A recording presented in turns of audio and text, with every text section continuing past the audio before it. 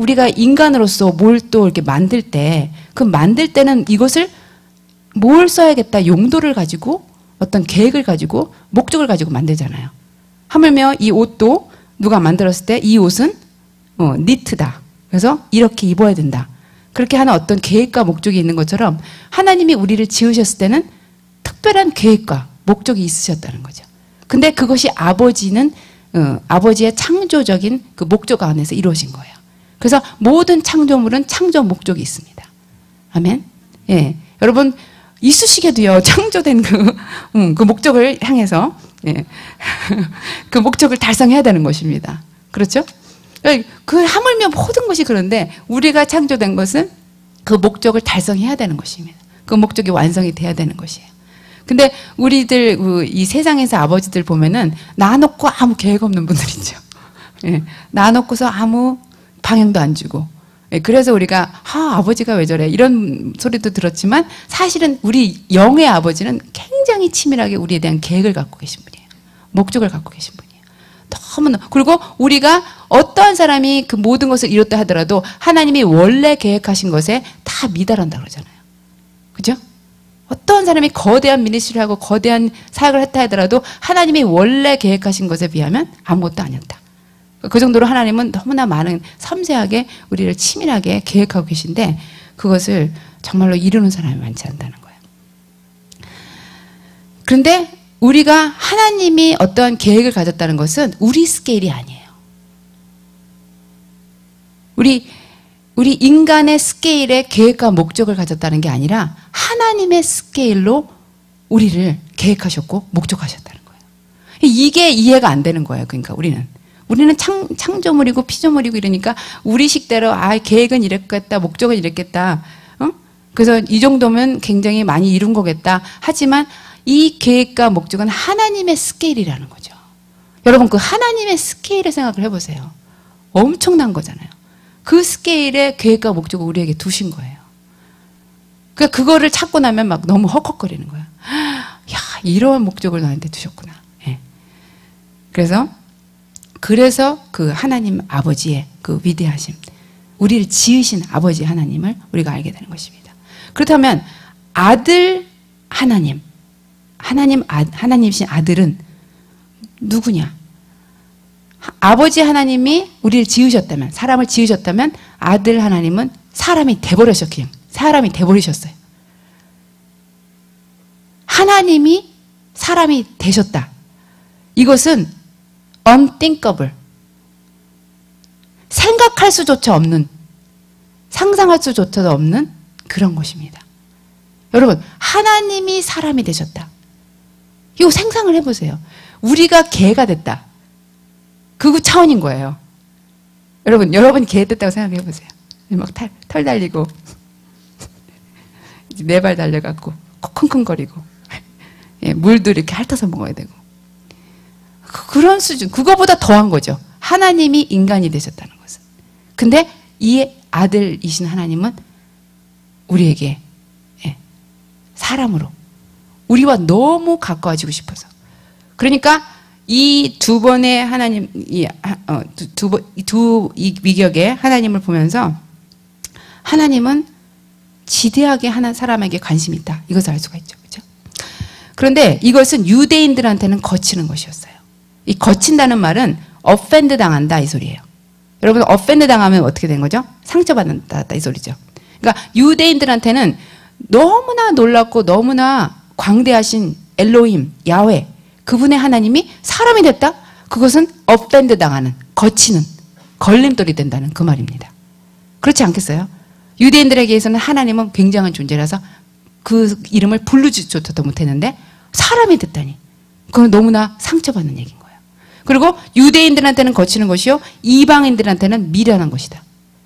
넌센스다. 이방인들한테는 그게 비웃음거리다. 조석거리다. 그 소리예요. 왜냐하면 이방인들은 하나님의 개념이 없었잖아요. 그러니까 하나님이 사람이 돼? 야, 그거 되게 웃긴 소리다. 넌센스다. 그렇게 된 거예요. 그래서 실제로 로마인들은요, 이 사실을 비우느라고 그 하나의 큰 그림을 그려서 퍼블릭하게 공공하게 사람들한테 보여줬는데 그게 뭐냐면 십자가에 말이 달려 있는 거예요. 그러니까 그 정도로 하나님이 사람이 돼? 십자가에 말이 달리겠다. 그 정도로 이방인들은 조속거렸다는 거죠. 십자가라는 상태. 하나님이 사람이 됐다는 그것이 그 정도로 넌센스였다는 거예요. 그래서 이것은 유대인들한테 또 이방인들한테도 넘어질 수밖에 없는 문제였어요. 왜 하나님이 사람이 되느냐? 특히 유대인들한테는요, 하나님은 그 이름을 불러줘도 안 됐어요. 그래서 우리가 할렐루야 그러잖아요. 근데 그 할렐루에서 야가 뭐예요? 야훼. 예. 그 야가 하나님을 뜻해요. 그래서 겨우 하나님을 부른다는 게 야. 곡 하나 부른 거예요. 예. 그러니까 여호와 우리가 부르듯이 야훼 이렇게 부를 수가 없는 거야. 지금도 유대인들은 그걸 못 부르기 때문에 약간 부른 거예요. 야. 예. 그래갖고 그분을 송축하세. 그래서 할렐루야라는 말은 praise라는 말이에요. 그래서 야는 주님. 그래서 주님을 송축하라. 그게 할렐루야입니다. 아셨어요? 예.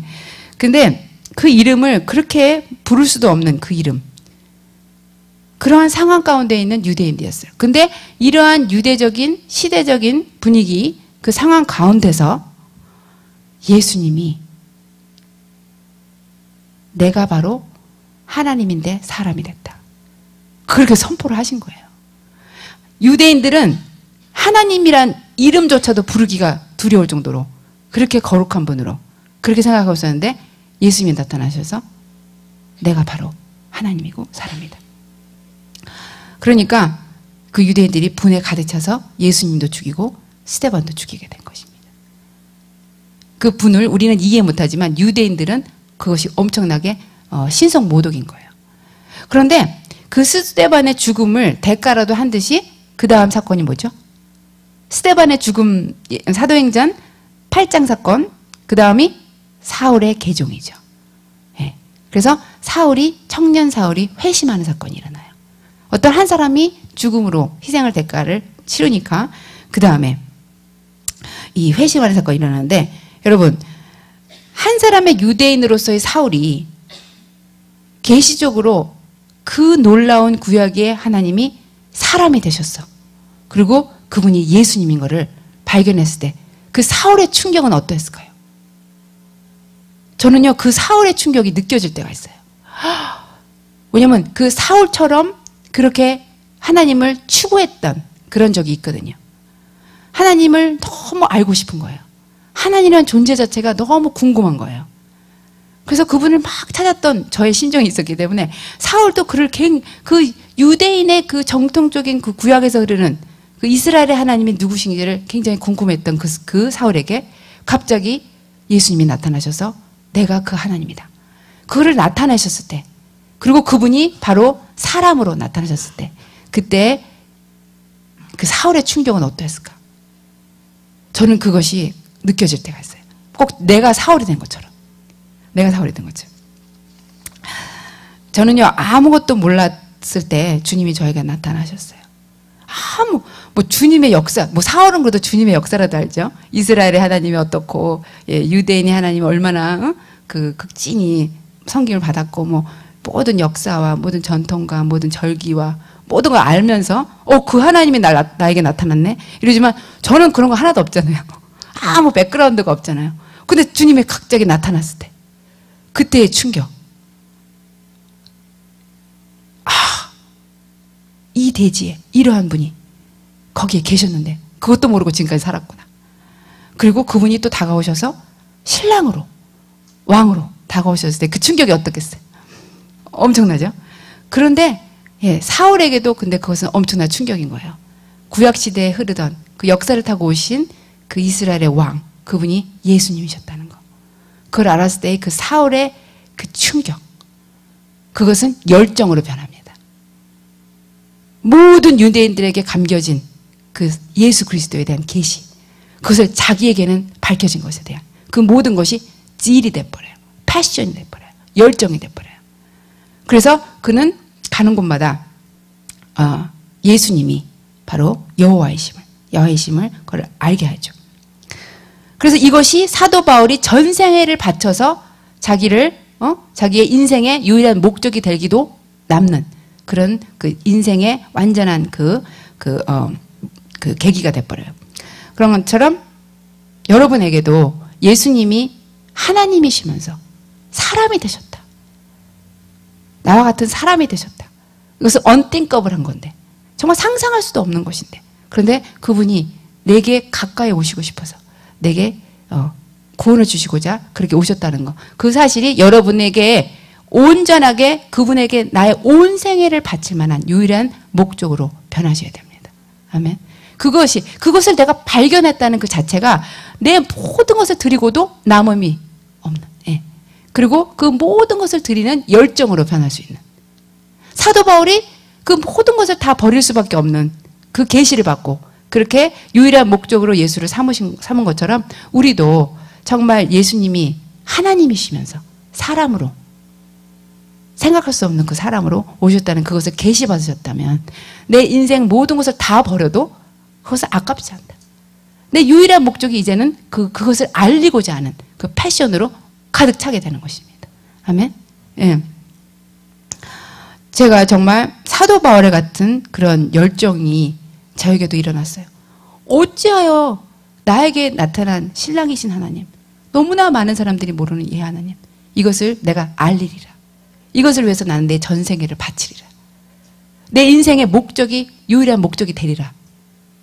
다른 어떠한 목적도 나는 상관하지 않고 이 목적이 나의 목적으로 나를 휘감은 것이. 예. 이러한 계시를 받을 때 우리 존재가요 와해되는 것을 느껴요. 우리 존재 자체가 이 계시가 진짜 여러분에게 진짜의 하나님의 그 놀라운 계시 가운데 풀어지면 여러분의 존재 자체가 와해돼 버려요. 이사야가 경험한 것처럼 완전히 언던, 완전히 와해되는 그런 경험을 하게 되는 것입니다. 그래서 이 마지막 때에 주님께서는 이러한 바울과 같은 자들을 일으키시는 거예요. 바울과 같은 자들을 유대인 가운데서도 또 이방인 가운데서도 일으키시는 것입니다. 그것은 누구냐면 주님을 정확하게 계시받은 자들. 우리가 주님을 친밀하게 계시받는다. 주님을 친밀히 알 것이다. 그런 말 하잖아요. 그러면 많은 사람들이 그것을 어떻게 생각하냐면 감정적으로 친밀하게 아는 건가 보다. 주님을. 인격적으로 개인적으로 주님을 아는 것보다. 그렇게 생각하는데 주님을 친밀히 너희가 알 것이다. 그 말은 뭐냐면 너가 정확하게 그분을 알 것이다. 정확하게 그분을 계시받을 것이다. 그 말입니다. 우리가 친밀한 가운데 가요. 그 친밀함이 어디서 나냐면 정확하게 알았기 때문에 친밀할 수 있는 거예요. 친밀함이 그냥 감정적으로 그냥 느낌이 와서 그것이 아닌 것이에요. 그분을 정확하게 계시받고 그분을 알아버리니까 거기서 나오는 것이 친밀함인 것입니다. 그래서 제가 친밀함을 사람들이 참 다르게 사용한다. 친밀함을 말을 하지만 참 다르게 사용한다. 그거를 알게 됐어요. 그런데 예수님과 그 존재적인 친밀한 만남을 가질 때 그때 정확하게 그분을 아는 것이에요. 예. 그래서 존재적인 만남으로 그분을 아는 것이에요. 정말 누가 너 진짜 주님 알아? 그러면 여러분 어떻게 알아요? 진짜 알아? 아는데요. 세 번째 물어보면 그래도 여러분 난 압니다. 나는 그분을 압니다. 나는 그분을 정확하게 압니다. 그렇게 말하실 수 있어야 되는 거예요. 정확한 계시가 임한 거예요. 그분이 누군지 확연하게 드러난 것이에요. 그분이 블루프린트였다가 갑자기 완전히 건설돼 버린 어떤 건물이 되어서 내 눈앞에 드러나는 거예요. 이스라엘 구약시대에는 블루프린트였다면 예수님이 이제 완전히 지워져서 내 눈앞에 완전히 드러난 그 모습으로 내게 오신 거예요. 그래서 우리는 알아. 나는 주님을 정확하게 안다. 난 알고 있다. I know him so well. 그렇게 말할 수 있는 것입니다. 그것이 얼마나 큰 특권인지 몰라요. 예. 근데 이것은 정말로 주님을 존재와 존재로 being과 being으로 만난 그런 상태에 있을 때 그렇게 되는 것입니다. 그래서 이러한 사람들을 증인이라 그래요. 증인. 여러분 정확하게 보지 않았는데 어떻게 증인이 됩니까? 여러분 그렇지 않아요? eye witness라는 말이 있어요. 그 말은 뭐냐? 눈으로 봤다 이거예요. 내가 오직 성령이 너에게 임하시면 따라라 하고 증인이 될 것이다. 내 증인이 될 것이다 그랬잖아요. 그 말은 뭐냐면 오직 성령이 임하면